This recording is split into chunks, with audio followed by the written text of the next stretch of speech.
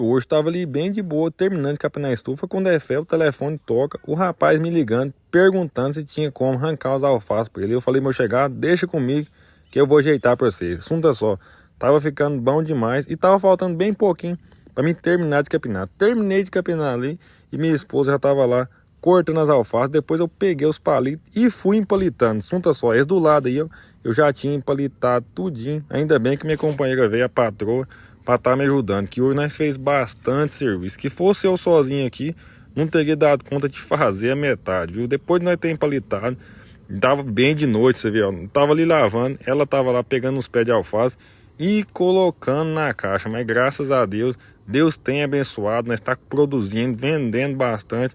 Só tem a agradecer a Deus. Deus é perfeito em todo momento. E depois de ter arrumado, é só pegar a caixa ali, ó, jogar na cacunda e fui levar lá no vizinho. Mas é isso aí e bora que bora. Você tá doido que meu Deus chama?